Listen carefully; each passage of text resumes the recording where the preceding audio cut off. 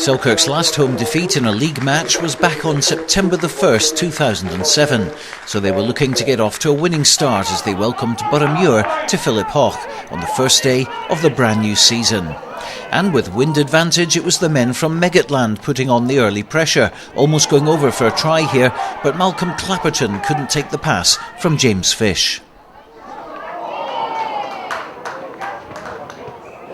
The first points of the afternoon came on 8 minutes when Ross Armstrong was judged to have spear tackled Bronson Ross, and a penalty was awarded 40 metres out.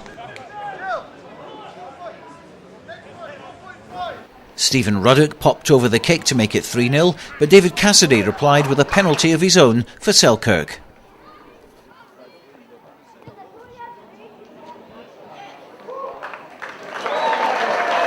But it wasn't long before we saw the first try, and it was a well-worked effort from BOROUGHMUIR. Their backs linked well, got the ball out to Malcolm Clapperton, who escaped the clutches of Rory Glenn to go in under the posts for a converted try.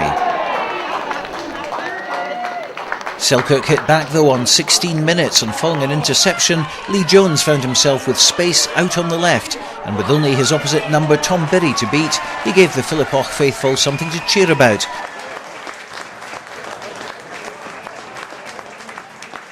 And with Cassidy converting, it made it 10 each.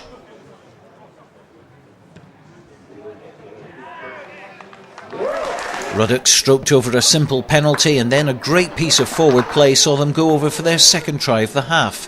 First Freddie Late made a dart for the line, and then captain Ewan Matheson picked up and dived over to score.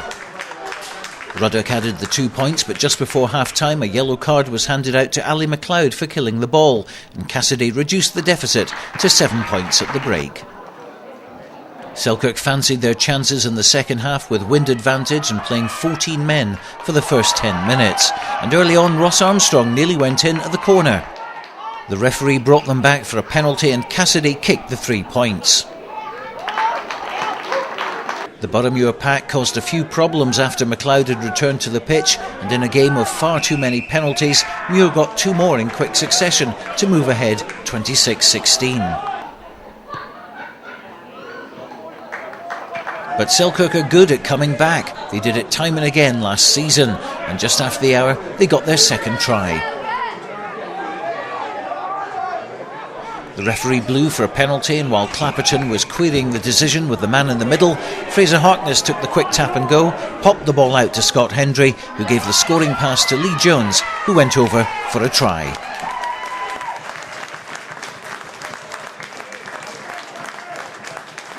With Cassidy nailing the tricky conversion and this long-range penalty, Selkirk were right back in it. But Ruddock scored a 5th penalty to wrap the game up for BOROUGHMUIR, who deservedly won this by 29 points to 24. Well, Kevin, obviously disappointed. Oh yes, it's a huge disappointment, especially losing at home. We've had a great streak for the last 2 years. But it's always disappointing. We've got to learn from it. We've got a lot of young boys there. They've got to learn from it. It's an experience we've not had, so we've got to try and change that for next week. Big penalty count this afternoon. Yeah, it's a lot of errors, especially at the breakdown. New laws coming in, we've all got to buy into them and try and work to get better at that area.